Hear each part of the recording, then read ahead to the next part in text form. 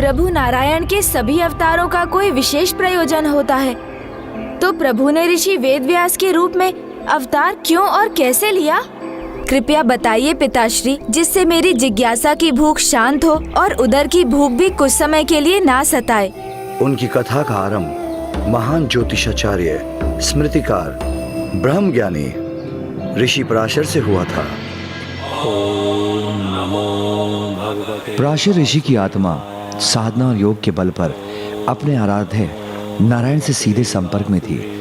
उन्हें अपने ध्यान की अवधि में यह आभास हो गया था कि ग्रह और नक्षत्रों के अनुसार नारायण के अगले अवतार का समय निकट आ गया था और ऋषिवर को उसमें एक बड़ा भाग भी निभाना था।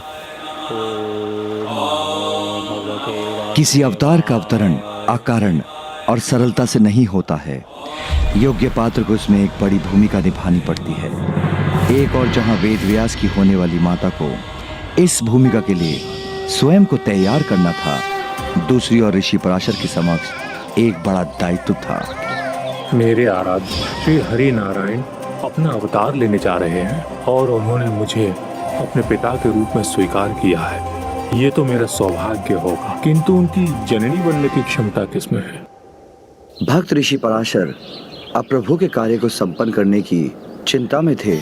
यमुना नदी के तट के साथ साथ वो प्रभु की जननी बनने की उचित पात्र को ढूंढते हुए जब काल्पी स्थान पहुंचे तो नदी के निकट उन्हें स्त्री के रूप में एक दिव्य ऊर्जा का आभास हुआ और वो दिव्यता की प्रतीक और कोई नहीं, देवी सत्यवती थी, जो पूर्व जन्म में एक अप्सरा और उपरिचर वासु की पुत्री थी और नारायण की भक्त।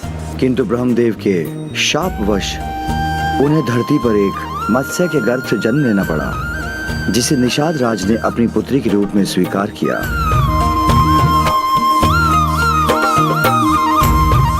जब देवी सत्यवती से मत्स्य गंध उन तक पहुंची तो ऋषि पराशर दिव्य दृष्टि से देवी सत्यवती के जीवन से परिचित हो गए।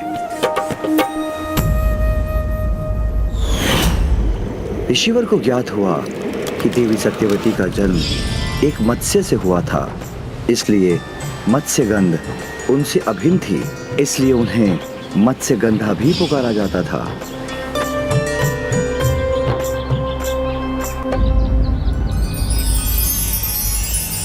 प्रणाम ऋषिवर, मैं आपकी क्या सहायता कर सकती हूँ? सकारात्मक ऊर्जा, पावन प्रभा मंडल की धनी ये देवी तो सर्वगुण संपन्न है, प्रभु के अवतार को पृथ्वी पर लाने के लिए। देवी, इस संसार में महत्वपूर्ण घटना घटित होने वाली है, जिसके सफल क्रियान्वयन के लिए स्वयं प्रभु विष्णु अवतार लेने वाले हैं। मेरा निवेदन है कि आप जननी बनना स्वीकार कीजिए, मेरे पुत्र की जननी, प्रभु नारायण के अगले अवतार की जननी।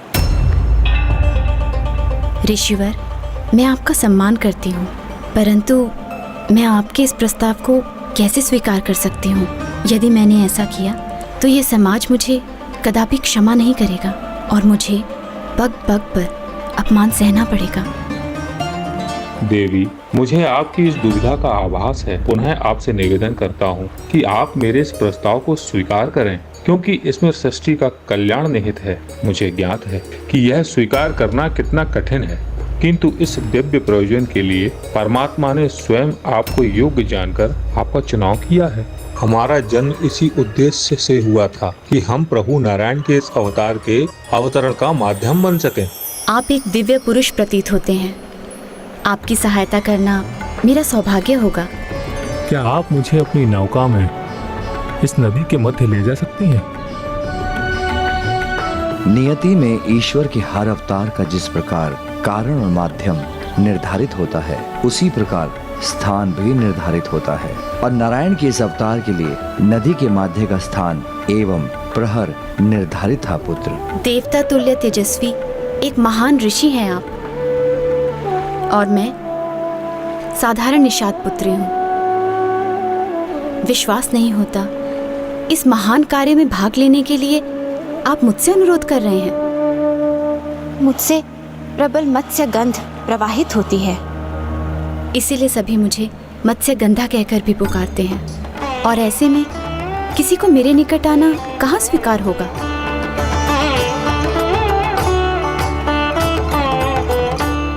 देवी, सुगंध और दुर्गंध गुणों और दोष के प्रतीक नहीं होते, किंतु मैं आपको इस दुविधा से मुक्त कर आपकी आंतरिक पवित्रता को उजागर करता हूँ।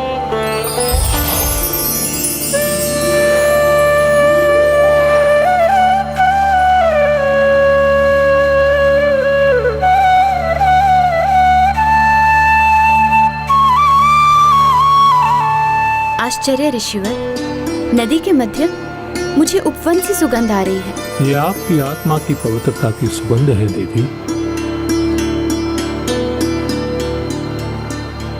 सत्य है, आप महान ऋषि हैं जिन्होंने मेरी मत्स्य गंध को हरकर मेरे जीवन को सुगंधित कर दिया। किंतु ऋषिवर, प्रभु नारायण के अवतार के लिए हमारा मिलन इस नदी के मध्य सूर्य की दृष्टि में इस नौका में कैसे संभव है ऋषिवर?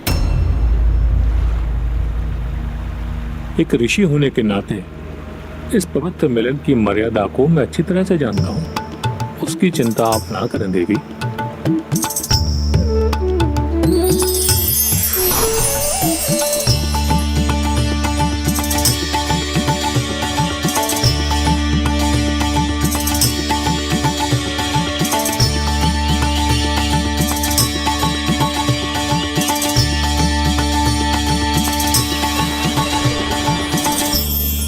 मुझे आप पर पूरा विश्वास है ऋषिवर। इस संयोग से हमारा पुत्र आपके समान ज्ञानी और बुद्धिमान होगा।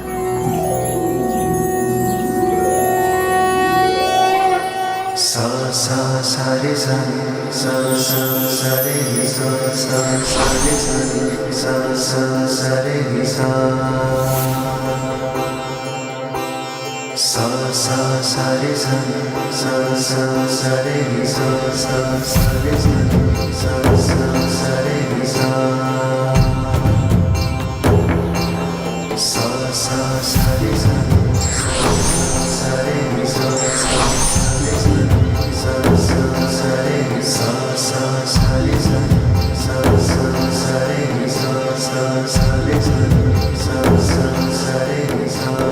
मातृदेवो भव,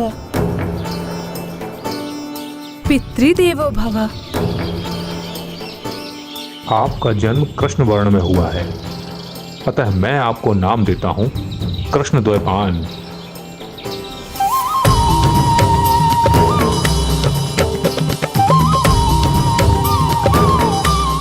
कृष्ण। पिताश्री, मुझे इतना सुंदर नाम देने के लिए आपका कोटि कोटि धन्यवाद।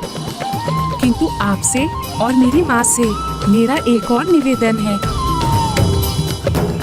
इस नदी के जल के समान समय बड़ी तीव्र गति से बहता जा रहा है और मुझे एक पल भी व्यर्थ किए बिना अपनी तपस्या के लिए प्रस्थान करना चाहिए, जिससे मैं अपने जन्म के उद्देश्य को पूर्ण करने की क्षमता प्राप्त कर सकूं। मुझे अनुमति दीजिए। उचित है पुत्र, तुम्हारी दिव्यता पर मुझे पूर्ण विश्वास है और तुम्हें तो असाधारण कार्य करने हैं, इसलिए तुम्हें रोकना कदापि उचित नहीं होगा। जाओ पुत्र। ऋषि कृष्ण, किंतु यदि उनका नाम कृष्ण द्वैपायन था तो फिर वो ऋषि वेदव्यास क्यों कहलाए? क्योंकि पुत्र, ऋषि कृष्ण द्वैपायन के जन्म के समय वेद एक ही थे। उनमें 4 वेदों का ज्ञान समाहित था, इसलिए उनमें समाहित ज्ञान प्राप्त करना किसी के लिए भी अत्यंत कठिन था। अपनी तपस्या के पश्चात ऋषि कृष्ण द्वैपायन ने वेदों को 4 भागों में विभाजित किया: ऋग्वेद, सामवेद, यजुर्वेद और अथर्ववेद। इसलिए उनका नाम पड़ा ऋषि वेद व्यास। 4 भागों में वेदों को बांटकर उन्होंने सभी के लिए उनका अध्ययन सरल बना दिया, जिससे कलयुग में भी सभी उन्हें पढ़कर उनका ज्ञान प्राप्त कर सकें, उन्हें समझ सकें। उसके बाद उन्होंने 18 पुराणों की भी रचना की, इसलिए संसार ने उन्हें गुरु की उपाधि दी। उनके जन्म दिवस आषाढ़ मास की पूर्णिमा को गुरु पूर्णिमा के रूप में मनाया जाता है।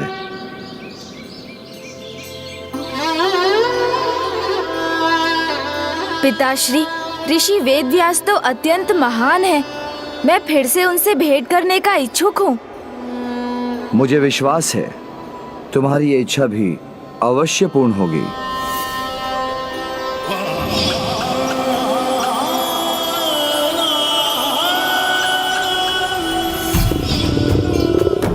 किंतु अभी तो मैं माँ से भेंट करना चाहता हूँ। उनके हाथ का बना भोजन जो प्राप्त करना है मुझे। जब तक ऋषिवर की कथा सुनने में व्यस्त थे तब तक तुम्हें भोजन का ध्यान नहीं आया, और अब फिर से भोजन का स्मरण हो आया। मैं विवश हूँ पिताश्री। 41 दिनों के व्रत में प्रत्येक दिन एक ही बार भोजन जो किया है, इसलिए अब तो मेरे नेत्रों के आगे बस माँ के बनाए व्यंजन ही आ रहे हैं। मोदक, खीर, पूरी, और मेरी नासिका को तो उनकी सुगंध भी मिल रही है। वो इसलिए पुत्र कि हमारी यात्रा अब समाप्त होने वाली है। हम कैलाश पहुंचने वाले हैं।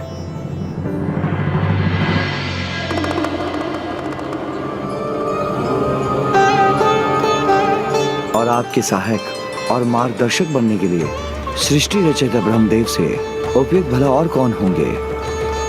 प्रभु महादेव का सुझाव उपयुक्त था। प्रभु ब्रह्मदेव ही मुझे इस दुविधा से मुक्ति दिला सकते हैं। ओम ब्रह्मदेवाय नमः। ओम ब्रह्मदेवाय नमः।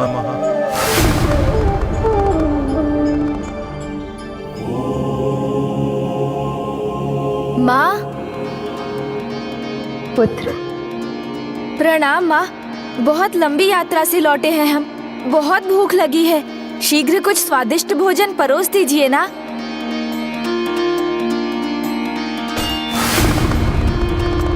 प्रणाम महादेव। प्रणाम प्रभु महादेव।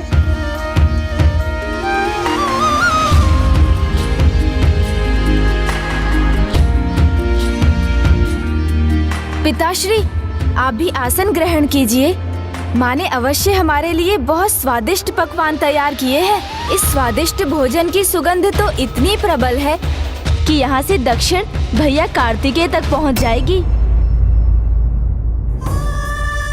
आइए पिताश्री, आपको भी तो भूख लगी होगी।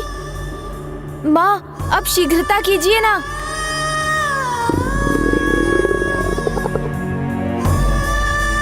माँ, हम भोजन करने के लिए तैयार हैं। किंतु मैं अभी तैयार नहीं हूँ।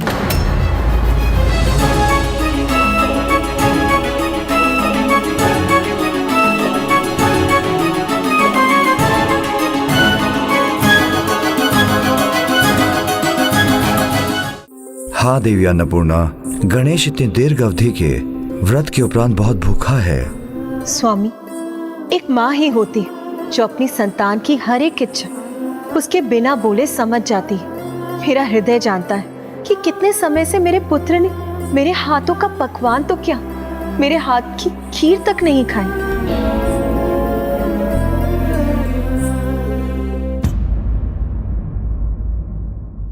माँ के हाथों की बनी खीर, आहा! मेरे हाथों से बना पकवान उसे कितना प्रिय है और इस सुख से वो वंचित है। किंतु वो तो कैलाश से बहुत दूर है। दूर? कैलाश से? कहाँ? मैं तो यहीं बैठा हूँ आपके समक्ष, भूखे पेट, भोजन के लिए उत्सुक। मुझे पुत्र गणेश के साथ पुत्र कार्तिकेय की भी चिंता है। वो भी तो मेरे हाथों का भोजन करने के लिए ललाहित होगा। फिर आप उसे क्यों नहीं बुलाते स्वामी? ओह, अब समझा। माँ मेरी नहीं, भैया की बात कर रही हैं। वाह भैया वाह, माँ को अपना स्मरण कराने का कोई और अवसर नहीं मिला था आपको। प्रिय, कर्म के दर्पण में ही व्यक्ति का चरित्र प्रतिबिंबित होता है। वर्षा, ताप और बवंडर में भी पर्वत अटल अचल खड़ा होकर अपना कर्तव्य निभाता है। उसी प्रकार आपका पुत्र कार्तिकेय भी दक्षिण में असुरों से संसार की रक्षा के लिए अपने कर्तव्य पर अडिग खड़ा है। अब आप ही बताइए, क्या हम उसके कर्तव्य से उसे विमुख कैसे कर सकते हैं? और मेरे कर्तव्य का क्या स्वामी? मेरी संतान, मेरे पुत्र के प्रति मुझे अपने पुत्र की चिंता है, जिसे आप अपने इन शब्दों से शांत नहीं कर सकते स्वामी। यहाँ उसका संपूर्ण परिवार भोजन करे और वो वहाँ अकेला इस सुखकारी अवसर का भाग नहीं बन सके। नहीं स्वामी, ये मुझे स्वीकार नहीं है। माँ की ममता, उसकी संतान के प्रति उसके स्नेह के पावन भाव का मैं सम्मान करता हूँ, किंतु वो पावन भाव आपके पुत्र के प्रण को भंग करे, उसके कर्तव्य में बाधा बने, ये उचित नहीं होगा। उचित है स्वामी, मैं उसके कर्तव्य में बाधा नहीं बनूंगी, किंतु मैं अपने कर्तव्य को भी भंग नहीं होने दूंगी। इसीलिए जब तक मेरा पुत्र मेरे हाथों से ये भोजन प्राप्त नहीं करेगा, मुझे भी भोजन करना स्वीकार नहीं है स्वामी।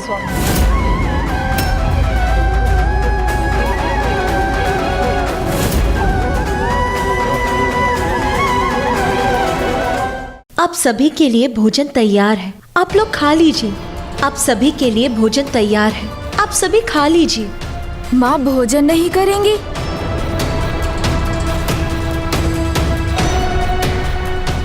कार्तिकी को उसका भोजन प्राप्त हो या ना हो, किंतु मैं आप दोनों को आपका प्रिय भोजन अवश्य परोसूंगी। जब मेरी अर्धांगिनी भोजन रहित रहेगी तो उसका अर्धांग कैसे भोजन ग्रहण कर सकता है? स्वामी, क्या अब पिताश्री भी?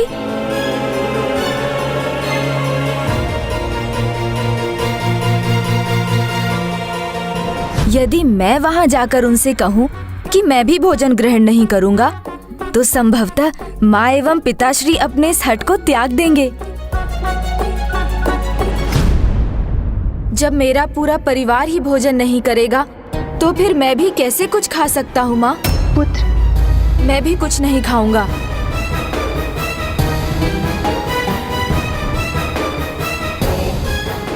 ओहो, यदि गणेश जी भोजन ग्रहण नहीं करेंगे तो मैं भोजन कैसे ग्रहण कर सकती हूँ?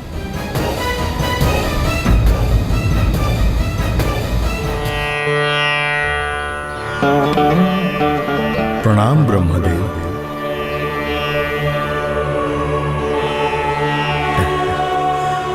ऋषिवर वेद व्यास, आपके स्मरण और आवाहन का क्या कारण है? वेदों के विभाजन और 18 पुराणों में ज्ञान, दर्शन, न्याय और अर्थशास्त्र संबंधित ज्ञान को लिखने के पश्चात भी मेरे अंदर एक अपूर्णता का भाव है, किंतु प्रभु महादेव ने ऐसा संकेत दिया कि शीघ्र ही मुझे पूर्णता का आभास होगा, एक नवीन रचना के साथ।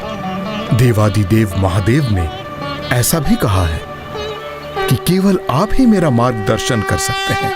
महादेव का संकेत कभी भी मिथ्या नहीं होता ऋषिवर। अब समय आ गया है उस महाकाव्य की रचना का, जो आपके हृदय और मस्तिष्क में कब से जन्म ले चुका है।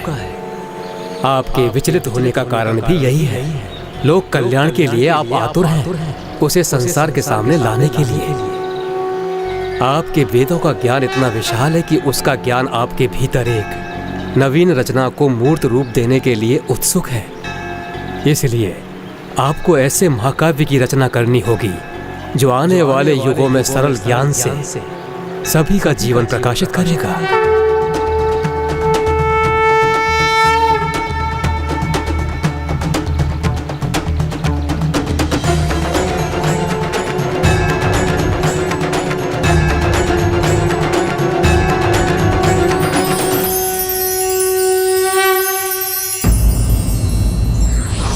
जब तक व्यक्ति स्वयं अपना ज्ञान वर्धन कर अपने आप को योग्य नहीं बनाता, तब तक वो समाज के कल्याण के लिए कार्य नहीं कर सकता।